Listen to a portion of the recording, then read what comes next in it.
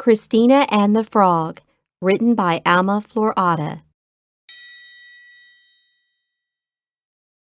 The princess kissed the frog and let it go, and the frog turned into a prince, read Christina's mother. Wow, great story, Mom, said Cristina before she closed her eyes. The next morning, Cristina went searching for a frog. I know there's a big frog around here. I've seen it before. Where is it hiding? She said to herself as she searched. I bet I can catch it if I see it again. She did not find the frog that morning, so that afternoon she went out looking again, and there was the frog. Frog, I know I'm not a princess, so I don't expect you to turn into a prince. What do I want a prince for anyway? I just want you to turn into a little girl who will play with me. Since Mom has gotten so big, she never wants to play hide and seek with me in the garden. She spends all her time knitting. I told her my dolls don't need all those things she is making, and all she says is, "We'll see." Dad doesn't take me on long rides anymore, only short rides around the block. He has a new hobby. He made a high chair. I don't need a high chair anymore, not even a booster chair, and now he is making a crib. I told him my dolls are very happy with the crib they have and they don't need another one, but all he says is, "We'll see." So I'm kissing you, Frog, and letting you go. Please turn into a nice girl, okay?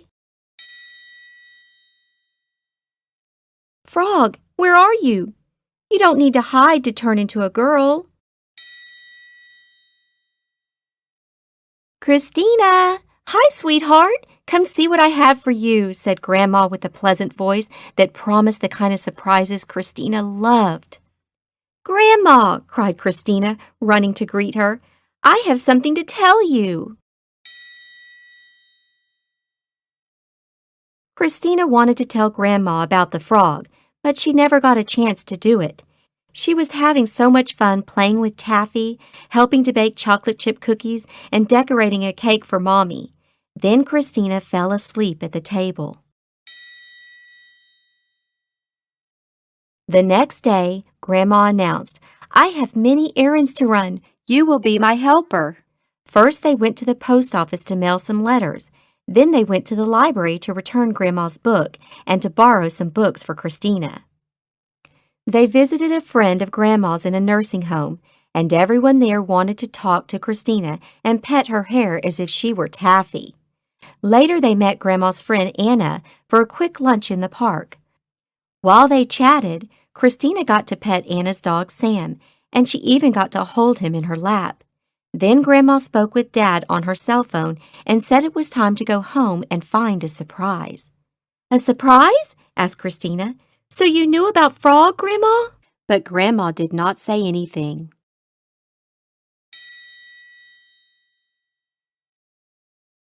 When they got home, Dad was waiting at the door.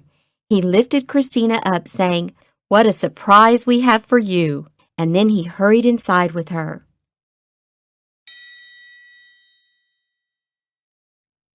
Isn't she lovely? Asked Mother. Wow, she's tiny, said Cristina. Do you know where she came from? Asked Dad. Well, of course I know where she came from. It's all my fault, said Cristina. Your fault? Asked Mom and Dad. They had very worried expressions on their faces. What do you mean? It was supposed to be a secret, but don't be upset. All I did was kiss a frog, explained Cristina. I just didn't know she was going to turn out so little, she cried as she ran into the garden. It was a pretty big frog.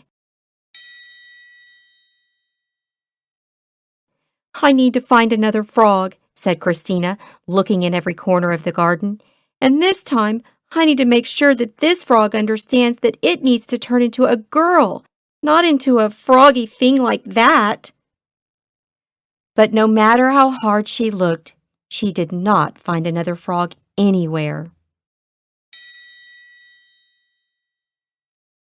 Fortunately, the baby grew and grew and grew and grew some more, so she finally had someone to play with.